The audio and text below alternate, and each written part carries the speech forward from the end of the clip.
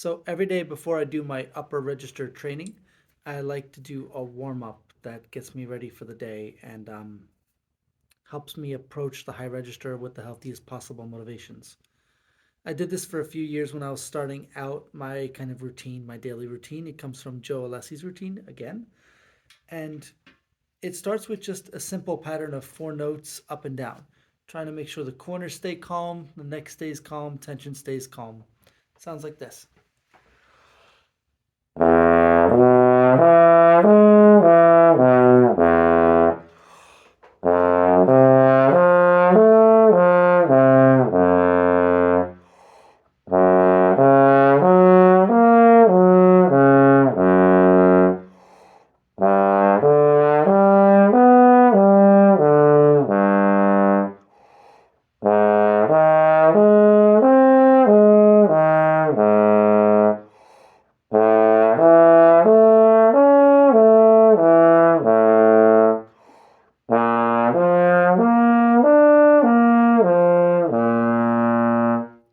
And what I'm thinking about is the quietness here and that the transitions between the notes isn't too slotted and it's not too glissando-y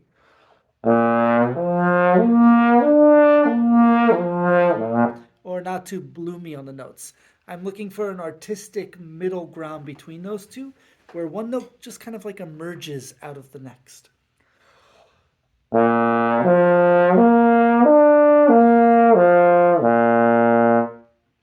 From there, I do the same exercise from seventh to first position, focusing on going to the natural seventh. Now, what's interesting is that the natural seventh is out of tune.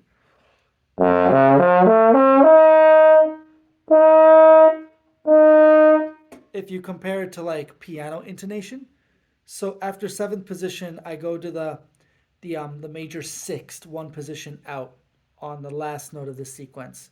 Might be easier to hear than it is to kind of explain each time.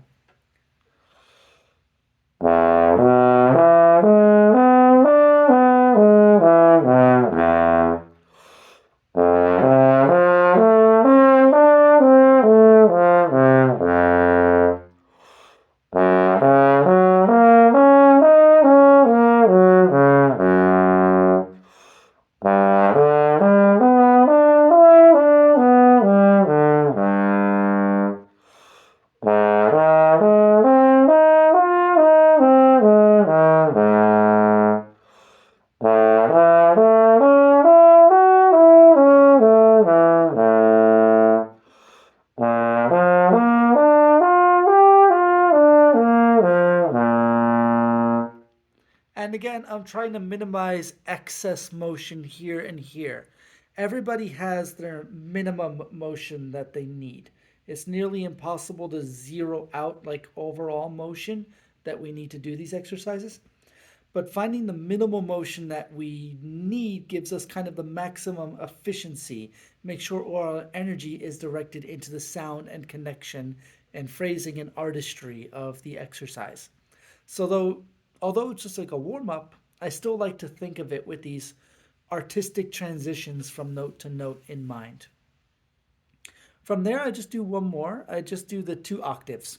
So we're only really adding a note to the sequence. And again, the goal is to come up and back down without pressing the sound towards the top, but letting the sound just float up and come back down. I had one student call it like a fly ball in a baseball field, and I thought that was really nice. You could also think of it like an arc or a rainbow of sound.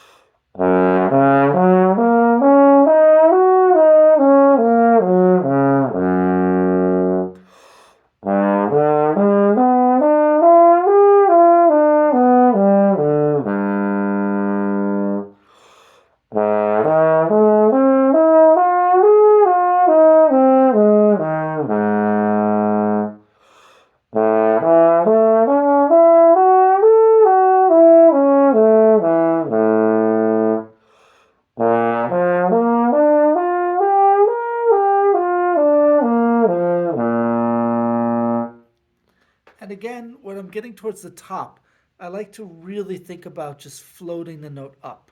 There's a difference when we press into the top of the sound.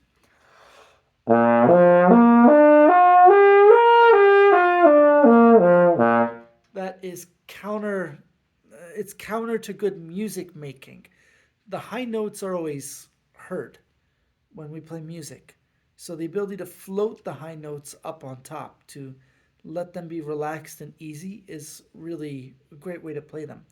I see this a lot with the two principal trumpets of the Royal Concertgebouw Orchestra. If you watch any of the RCO brass videos on YouTube, you'll notice that their two principal trumpets just float beautifully on top of the texture of the brass ensemble. I always thought that was a lovely sound.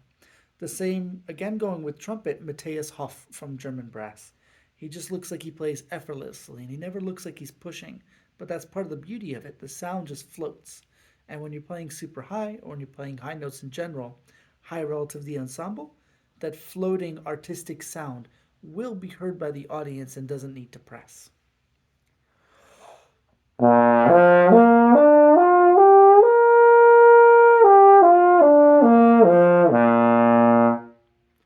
So that's kind of the preamble. That's kind of the warm up to the high note maintenance routine that I do every day. I hope this helps some of you connect to your higher register and prepares you for real high register work. And as always, thanks for watching.